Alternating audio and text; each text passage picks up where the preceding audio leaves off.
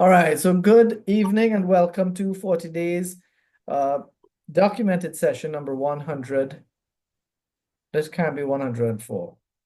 I'm looking at the wrong thing on my screen, y'all. Sorry. This is 40 Days number 189. Wow, 40 Days number 189. Looking at the seven trumpets, the fourth session in the seven trumpets, where we're looking now at the fifth trumpet. The first of three woes, the fifth trumpet, and its introduction. All right. A little note here before we go on that the 1/3 of the sun being dimmed at the last trumpet blowing. MacArthur said that whatever remains of the sun will give the scorching heat in the fourth bowl in a sermon that he wrote, that he shared, sorry. So it seems as if he has some agreement to the sun being diminished after the fourth trumpet. I mentioned that because when I speak about the seven bowls of wrath, the fourth bowl, which talks about the fourth bowl being poured on the sun to generate scorching heat, I always preach it as if that sun is still dimmed from the fourth trumpet. Okay, so the fourth trumpet is sounded. Let me just show you again. The fourth trumpet is sounded, and a third of the sun, the moon, and the stars, all natural lights are dimmed. If that is the case,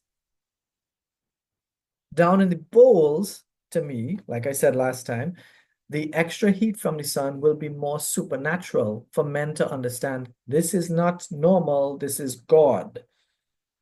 And it seems that MacArthur does have some kind of agreement to it. But also in his sermons, I've seen him say that he thinks it was a temporary dimming of the sun, it will come back. But I genuinely believe it'll be dimmed and it'll stay dim. I might be wrong. I'm not saying that I'm right. To set the tone for what we're going to do, we have to remember that the first four trumpets took 7 verses. The next 3 trumpets are going to take 53 verses. I did some work, some checking. First trumpet, 1 verse. You can actually see it. Check it out. First trumpet, 1 verse. Second trumpet, 2 verses, 8 and 9. Third trumpet, 2 verses. Fourth trumpet, 1 verse. And then we're looking at 13. And then we're going on to Revelation 9. Fifth trumpet is going to take 12 verses. That's what we're going to read just now, 12 verses. Sixth trumpet, 34 verses. The trumpet itself is not all 34, but things are going to be read in between. And the seventh trumpet will be 5 verses. Okay? And keep in mind the seventh trumpet also hails, welcome to the bowls of wrath. Revelation 8:13. Before we get to reading, those of you who are anxious to read, just give me a sec. Let me get to it. Revelation 8:13 says, Then I looked, and I heard an angel crying with a loud voice. With a loud voice as it flew directly overhead. Woe, woe, woe to those who dwell on the earth at the blasts of the other trumpets that the 3 angels are about to blow. That woe, woe, woe. The word woe itself, I went like, what does it mean? It means big problems or troubles, extreme sadness. It's an expression of great sadness. I got that from Cambridge Dictionary. This angel is announcing that big troubles are coming to earth. Now, what are those troubles? Those troubles will be the trumpets. And the 7th trumpet will be, the 7th trumpet will be the bowls of wrath. It will include the bowls of wrath as well. All right. So keep that in mind. I'm just doing a little movement on my screen. Our study that was presented on March 22nd, 2024, almost a year ago, that was consulted for this work as well as a study done in 2023. All right. The study in March was a side quest for the work done on the bowls of wrath, because we did a look back to create some content and understanding for the bowls. And that involved going back to the woes. Dr. MacArthur believes that the woe is an act of mercy, mercy by God, because it's a warning of trouble to come. This, in essence, it's a warning for other warnings, because the trumpet blasts themselves are announcements and warnings. A trumpet blast was a warning and an announcement. So here comes a warning for warnings. That means that whatever is going to come is going to be awful, far beyond what we've seen so far. Keep in mind, what we've seen so far, 4 horsemen of the apocalypse, a quarter of the world died. And then it was trouble. And now there's still trouble. The seals, all 7 seals, and now we're into the trumpets. I'm going to add that whatever we did from the first study, I'm going to check that out too. And the eagle's significance here, I want to just touch on that before we do more. The initial study that we did back in 2023 revealed that eagles are associated with swift judgment and violence. Additional reference to gotquestions.org provided some references, and let's check out the reference verses. Obadiah 1:4, though you soar aloft like the eagle, though your nest is set among the stars, from there I will bring you down, declares the Lord. This was a description of Edom's pride. This was for Edom, thus says the Lord concerning Edom, and it was a description of Edom's pride in its strength. Eagles, therefore, based on this, they represent strength displayed, visible strength. Jeremiah 49:22 also was a reference that they gave. Behold, one shall mount up and fly swiftly like an eagle and spread his wings against Bozrah. And the heart of the warriors of Edom shall be in that day like the heart of a woman in her birth pains. Again, Edom, we see Edom, right? This verse is describing Babylon as it's prophesied to destroy Edom. One shall mount up, that is Babylon. Babylon is coming to destroy Edom. The eagle here represents speed and strength. Anybody remembers what Edom is? As we're seeing Edom, people be like, I don't know no country named Edom. No, that's correct. There ain't one. But Edom is significant to us. Who knows what's the significance of Edom? Come on, you guys can do this. Edom is in Jordan. Right. But what's the significance of Edom? The name and the place. Edom, they are the sons of what's the name again? That's what we're talking about. Sons of what's his name? Uh, Anybody knows his name? from between Jacob, Esau. It took too long. Yes, that's right. Edom, the descendants of Esau. Who's Esau? The twin brother of Jacob. Who's Jacob? Israel. We get it? God, even in his prophecies, did not forget Esau. And it turns out Esau and his descendants were butts. Best way to put it. These verses here that I showed you from Obadiah and Jeremiah give us pieces of a puzzle that we're going to put together. In the vision of John, here in Revelation now, the eagle that sounds the warning here, he saw the eagle as it flew directly overhead.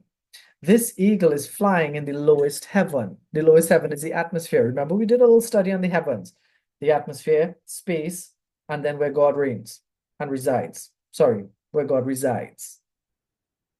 So in the lowest heaven, this thing is seen. And if you notice, directly overhead. So it's flying directly overhead, which implies it's visible.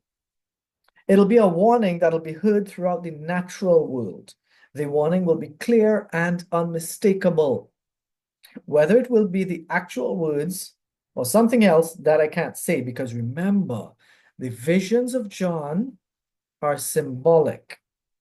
This is not a a literal eagle flying, talking, that as far as we can tell, it's possible it could be, but we're sticking with our symbolic vision, literal effect. So the literal effect on earth is going to be that everybody's going to hear this warning. Woe to those who dwell on the earth at the blast of the other trumpets that the three angels are about to blow. Basically saying what's coming is going to be terrible. And I set the tone already before this was bad, before this was terrible. So what's worse than that? This eagle must represent God's swift and powerful warning. And he's warning an earth that's in trouble. He's warning an earth that's sore trouble. And there's worse to come. Why? Because God is judging the earth. God is judging the failed caretakers that he put in charge. God is judging the whole of human society, humanity, because we have been in charge. We've had thousands of years to get it right. And every different way we tried, they failed, and we never tried his way. Do not ever feel for half a second somebody tried God's way in terms of leading the world. Never did. In Israel, one or two kings started off that way, but they were just one nation. After that, Jesus himself, God himself was here. And what did mankind do? Set him up, falsely accuse him, torture, and try to kill him. We're a great race of people, y'all. These verses here give us that, and we'll understand here. We are a mess, and this eagle is warning us. We're going to pay for our mess. The term those who dwell on the earth, I'm going here to discuss this because these weren't discussed before. Those who dwell on the earth, it's a powerful term because in Revelation 11:10, it says, I won't show it, but I'll say it. Those who dwell on the earth will rejoice over them and make merry and exchange presents, because these two prophets had been a torment to those who dwell on the earth. Anybody knows what that scripture is talking about just by hearing it? I'll read it again. And those who dwell on the earth will rejoice over them and make merry and exchange presents, because these two prophets had been a torment to those who dwell on the earth. Does that sound familiar to anybody? I'm testing you all tonight. I didn't plan on it, but Yeah, those are two messengers. what? The two messengers. That's right. The two witnesses that'll be preaching in Witnesses, sorry, yes. Jerusalem, calling Witnesses. down fire against anybody who comes against them. Revelation 11:10, however, talks about them after they die. The beast that comes up out of the abyss will kill them. That's the sea beast, right? This beast is coming to kill them. And it will succeed eventually. I mean, they'll preach for 1260 days, at the end of which they'll get killed. And here's what you hear what happens. After they die, those who dwell on the earth will rejoice and make merry and exchange presents. It'll be like Christmas time when they die. Two guys just died in Jerusalem, and the world is so corrupt that when they die, everybody's going to exchange presents and celebrate. It's celebration time for 3 days, because they'll be called up to life. After 3 days, a voice from heaven will be heard. Come up here. And they'll come back to life and go up to God. That verse tells us what woe to those who dwell on the earth. I did not have this before, so I'm sharing it now. Those who dwell on the earth is a term to describe anti-God haters of righteousness. Basically, the people of the world. The sad part is when I say anti-God haters of righteousness, I'm also talking about church people. I am talking about the goats in the goat farms. I'm talking the goat herds of those goat farms. Yes, I'm talking about people who call themselves Christians, people who call themselves preachers, as well as the people on the earth who just don't care either way. Those who dwell on the earth in that passage of Revelation 11:10 are the ones celebrating the death of the two witnesses. And that means woe to the ones who don't serve God. Revelation 13:8 also gives us another hint, not hint, clue, help, support. And all who dwell on the earth will worship it. Everyone whose name has not been written before the foundation of the world in the book of life of the Lamb who was slain. This is talking here about people who don't love God, who were damned from the beginning. These people are God-hating heathens. Please remember the doctrine of election. You were chosen before the world was made if you were saved. A man cannot be saved and then turn away from God. There is no such thing as backsliding. It makes no sense to call a man a backslider because you can't serve God and then decide, I don't want to be saved again. It's not up to you with your dumb, dust pile, leaky self. It's up to Him, God Almighty. And God Almighty, before He created and He said, let there be light, before He did that, before God created the heavens and the earth, before there was time, God knew how society would play out. He knew every little detail. He knew, like, the days you put something nice in the fridge to eat and when you go back to it, it's gone. He knew that the days when you would want to go to work or go to school and you'd have a great day or you'd have a terrible day. He knew the days that you want to comb your hair and it just doesn't comb right. And He knew who He was going to choose. Nobody, by His choice, can choose to be a child of God. What we can choose is daily if we are going to obey our God, the true God, or if we're going to obey our God, common G, any other God we serve. And the ones who are children of the true, capital G God, if they choose any other God on those days, in those moments, they will repent. They will hate their sin and turn back to Him and turn back to Him. And when I say turn back, I don't mean because they backslide. I mean because they sinned in a moment. You cannot be a child of God and backslide. You cannot be a child of God and then suddenly be unsaved. You are not so powerful that you can overcome Jesus' holy work. But preachers will tell you, lady, your son backslide. We'll pray that the Lord brings him back into the fold. He wasn't part of the fold. But they say that to these tanties because the tanties need something to hold on to, and they're not holding on to Jesus. They're holding on to the fact that their dumb child will come back to do what they want him to do. Big difference between being saved and doing what your tanty mommy wants. And that's just people trying to be in control. I'm not going there tonight. Don't let me start it on that. The eagle is sounding a warning for all the enemies of God that are alive on the earth at the time after the fourth trumpet makes natural lights dimmer. The warning is likely to be necessary, and Dr. MacArthur makes a suggestion for the necessity of the warning. He suggests that Christians and Jews at this time who would have been saved by God's grace through faith, they will be persecuted and martyred. They will be killed, actively sought after and killed. So the cries of the saints at God's altar, the fifth seal, those altar cries that went up to God, and they were like, how much longer? And the response to them given by an angel was, wait until your number is filled. Those martyrs who are killed because they served God in the tribulation time, their number is growing, growing, growing as they are killed off, as their membership is being built up.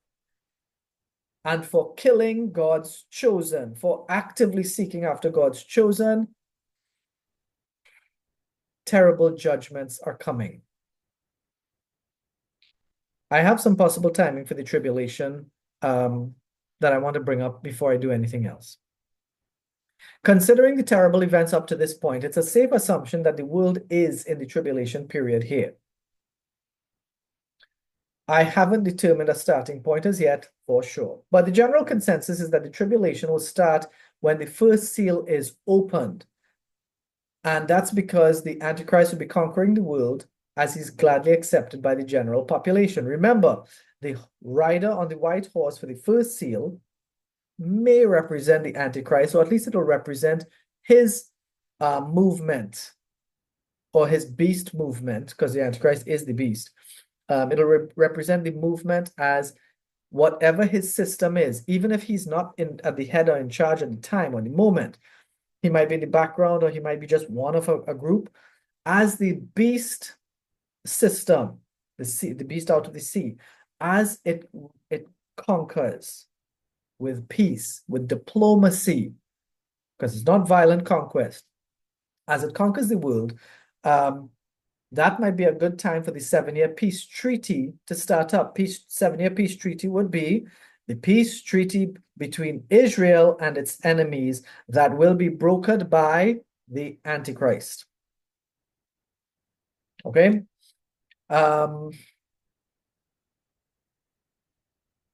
Where was I in my notes?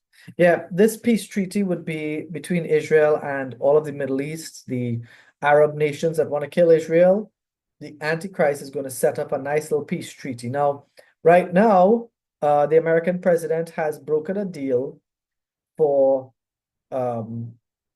ceasefire between Israel and Hamas. So the terrorists will stop fighting, Israel will stop fighting, and hostages will be exchanged for criminals in a very one-sided switch. We'll get back 3 hostages and we'll have to give them a few hundred criminals. That's not good. But that's the deal that was made. If this timing is correct, the world will not enjoy peace for long. Because remember, the second horseman, the rider on the red horse, is war. And even Israel, who signed the peace treaty, is not likely to enjoy peace because the second horseman is going to be riding across. But this lack of peace for Israel in this time, during the peace treaty, it's not going to be bad compared to the second half of that 7-year period. We all know the second half of the 7-year period, the persecution is going to build until they outright break the peace treaty with Israel. And the Antichrist who set it up is going to walk into the temple, declare himself as God, worship me, here's my image, an AI thing set up in the temple that will be built during that time, and Israel will flee on eagle's wings to be nourished for 3.5 years. The media at that time is going to frame Israel as despicable. It's going to frame Israel as despicable and evil. So it'll be easy for countries and individuals to actively victimize the nation and the citizens individually. Now, this is happening right now because even though the ceasefire is on, I saw a BBC video talking about the ceasefire. But here's the catch. In that video, the BBC reporters talked about Israel as if Israel was the aggressor in the hostilities against Gaza citizens. It made it sound like Israel was destroying lives. Oh yeah, they were killing people, yeah. But they were pursuing hostage kidnappers, hostage killers, hostage rapists. In that video that I saw from the BBC reporters, no mention was made of Hamas terrorists breaking into the farm communities, the kibbutzes, to take the citizens to murder, rape, and kidnap them. Those same farms that hired and paid and maintained some of those same nasty Gaza people. No mention was made that October 7th happened. everything in that video made it look as if Israel is so violent and evil, and it's a good thing we have peace now. It's begun, and it's shameless. It is awful. BBC News is terrible. Absolutely terrible. Now we can go to the fifth trumpet. I didn't realize this would have taken so long. So folks who are willing and able to read, let's get ready. We're going to do chapter 9. So I know I had 4 people. Right. Mr. Dave, Miss Tara, Vishala, Avinda. All right. So I'll start with Vishala, then Avinda, then Miss Tara, then Mr. Dave. So you'll be ready. Vishala, could you do chapter 9, verses 1, 2, and 3, please? And then Avinda will do 4, 5, and 6. Sure, sir. And the fifth angel blew his trumpet and saw a fallen star from heaven to earth, and he was given the key to the shaft of the bottomless pit. He opened the shaft of the bottomless pit, and from the shaft rose smoke like the smoke of a great furnace, and the sun and air were darkened with the smoke from the shaft. Then from the smoke came locusts on the earth, and they were given power like power of scorpions of the earth.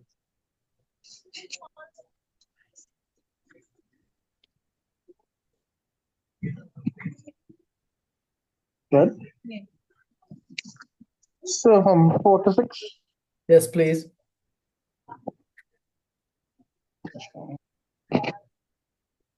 Kind of zoom. All right. They were told not to harm the grass of the earth, or any green plant or any tree, but only those people who do not have the seal of God on their foreheads. They were allowed to torment them for 5 months, but not to kill them. And the torment was like the torment of a scorpion when it stings someone.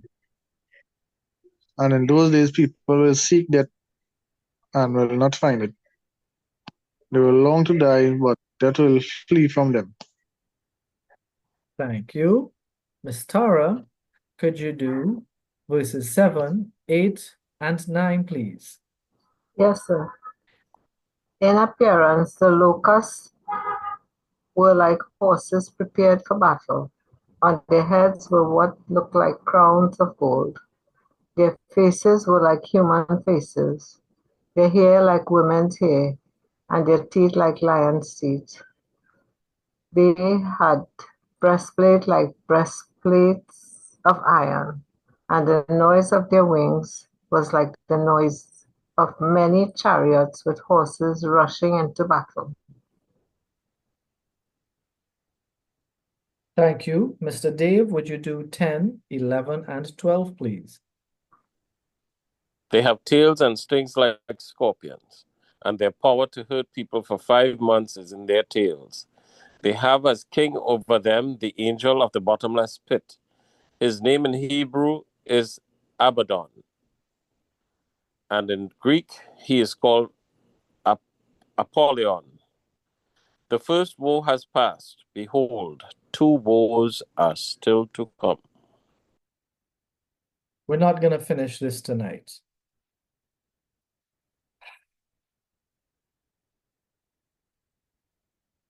As we look at this and we start, I saw a star fallen from heaven to earth. In our original study of this, hold on, I'm getting some more right. In our original study of this, I have that someone falls from heaven and he'll get a key to the bottomless pit. Now, I need to be clear about this. The bottomless pit, also called the abyss, capital A. Is that what's this letter A telling us? Right, yes, abyss.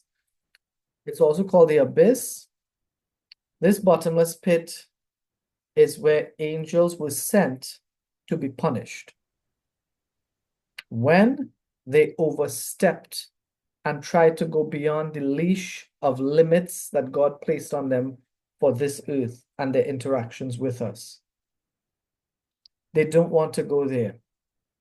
Okay? These locusts inside there, we have to discuss what they are. I want to make sure that it's clear to everybody what they are. I want to make it clear also that some people look at this and they say that, you know, the locusts were helicopters. It's not true. It's not remotely true. It's absolutely wrong. Absolutely wrong. Okay? I'm making this clear to you because it sounds feasible. They will say, well, when John looked, John never saw a helicopter, and to him, helicopter blades would look like wings, and a whole, like a fleet of helicopters rising and flying would look like locusts to him, and helicopters kick up a lot of dust and smoke and so on. So he would see the shaft creating smoke, and he'd say that smoke is like that. All right? Somebody just sent a message. Okay, Miss Kimberly just left. She said good night to everyone. All right. The locusts are not helicopters. I will mention it again, but I want to be very clear. Do not let some idiot on TikTok or Facebook or some preacher who doesn't know what he's talking about say these things are helicopters. They are not. Because this vision is symbolic. It's not literal locusts, it's in a vision. The effect is going to be literal. They are going to torment people. They're allowed to torment people. They're not allowed to sting people. It's not locusts stinging people. They are allowed to torment them. And their torment was like, not was, their torment was like the torment of a scorpion when it stings. So these are not literal locusts going to literally sting people. These are symbolic or figurative locusts, demons, by the way. These locusts represent demons. These are demons that will be allowed to torment people. We have a lot to jump in with this, but I'm doing it. I'm trying to do it in some kind of part after part after part to make it make sense to you. All right. This angel who opens up the bottomless pit, a star fallen, and if you look at the wording, a star fallen from heaven to earth.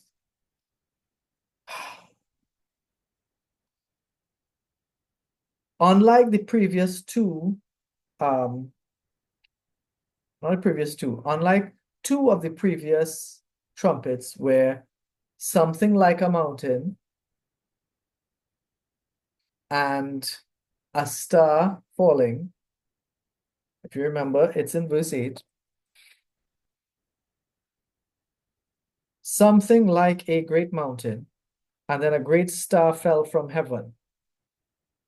Notice, these were meteors, right? Those were meteors, physical things. This here, I saw a star fallen from heaven to earth. That wording is very specific. I have proof for this, all right? Now, I wasn't sure when I did this the first time. I was a little more sure the second time, and now I'm certain the third time, all right? The description of this star, which is an angel, well, a demon, I'm convinced that the description of him as being fallen from heaven to earth, those exact words, that can be connected with Revelation 12 and the dragon. Check this out. Revelation 12 in verse 4. All right, there's a dragon, a great red dragon, which we know is a devil. We know the dragon is a devil. It's explained to us later on. His tail swept down a third of the stars. The stars would be angels. But watch what they say next. He swept down a third of the stars of heaven and cast them to the earth. That's the exact use of the words fallen from heaven to earth. That fallen from heaven to earth describes angels falling from grace. That is proof that this star is a literal angel. The star here represents a literal angel. If those two passages describe evil ones having fallen from heaven to earth as stars, it has to be passed on to this. All right? We previously wondered, if at all, that this would be an angel, a good angel or a bad angel, right? But it's clear, fallen from heaven to earth, this is a demon. Okay, it's a bad one. Now, I had proposed something, a little fantasy thing in my head, that imagine if this demon that's going to open the abyss, there are demons in torment in the abyss. There are demons not there who do not want to go there. Imagine if they formulate a plan with Satan and they're like, listen, we have to go and break them out. And they make a plan and they have one of their guys go and sneak in and get the key and open the abyss. They think they're doing this amazing plan, but guys, what they are planning and what they think they're doing, it's literally playing along with what God has set out before the foundation of the earth. They're playing along with this prophecy like puppets. The Greek word peptakota is transliterated as having fallen. Is here. Star fallen. The word peptakota is having fallen, and it is in the perfect participle active. You know, I give these kind of grammatical things, not because I want to show off that I know grammar. I don't know this stuff. I have to look it up every time I do it. But the perfect participle active tells us a lot about what it means. It means that it was completed, the action was completed before the main verb, before the trumpet was sounded. I note now that the dragon, in our previous reading, the dragon took 1/3 of the stars. You all remember seeing that. His tail swept 1/3 of the stars from heaven to the earth. The 1/3 dimming of the stars and the sun, the 1/3 dimming of the stars, the sun and the moon. The 1/3 bitter fresh water, wormwood. The waters turn to wormwood. The 1/3 of the aquatic life dying in the seas and the rivers, and the 1/3 of the ships being destroyed. That is a message to us, but it may also be a message to the demons. This is God exercising judgment, and the demons aren't stupid. They will see it and read into it too. This is God showing us and showing them that he doesn't forget. The 1/3 of the angels, by the way, is likely to be millions of angels. We know it has to be more than millions because later on we get a specific numbering for a small portion of them. This angel, this star that fell from heaven to earth, this demon, MacArthur believes it's Satan himself, because Satan was described specifically as fallen from or being thrown down from heaven. Suspicions on who this is varies, but our final determination is that since he isn't named, his identity is not relevant. Some might say this is Satan when he falls to pursue the children of the woman, but that fall of Satan would be mid-tribulation. All right, that'll be mid-tribulation, where he pursues whatever Christians he can find. Suspicions on who that is, don't get caught up in those things. Do not. Now we see, as they read, smoke, like the smoke of a great furnace. Oh, not that. I'm sorry. Oh, no, that is correct. I apologize. Smoke like the smoke of a great furnace. was coming out of the shaft, and it rose, and from the smoke came the locusts on the earth. Basically, the torment of the angels inside there. That is going to hide them as they come out. The arrival of the locusts, which are demons, they're especially imprisoned. These demons are going to be camouflage, hidden as they come out. So we won't see their arrival. One of the reasons I think that they were imprisoned there, based on earlier work we did, would be because these are the ones who had children with human women. They were punished like that. And they're coming out angry because they were tormented. They're coming out enraged. And their rage is built up thousands of years. It's possible others were added to them since like Noah's time and after Noah's time. It's possible. But their rage will not touch God's people. It'll only hit the servants of the Antichrist. As you see, they were allowed to torment them. But only those people who do not have the seal of God on their forehead. So, when we are sealed, we will be protected from this. Now, I say we, like, we're hoping that rapture takes place before this, but whoever is down on earth at that time, having been converted by the 144,000 who will be preaching the word, and converted by the 2 witnesses and their preaching, whoever is saved by God's grace at that time, having been persecuted by the Antichrist, will not get touched by these demons, these enraged demons, who are only allowed to torment but not kill the humans. It's a real thing. I'm going to stop here because there's a lot more to do, and I want to do it properly. It's 8:30 anyway, so we really should stop. Okay, we will take questions on what we've covered, nothing further. Only what we've covered so far. If you'll have any questions or comments, we'll take that in a sec. I just want to close off the recording, which means to everybody watching on YouTube and or Facebook, we thank you for joining us for 40 days documented message number 189. We hope that, God willing, you'll be able to join us for our other presentations for Friday Night Delight. This was the 7 trumpets, number 4, the start of the 5th trumpet.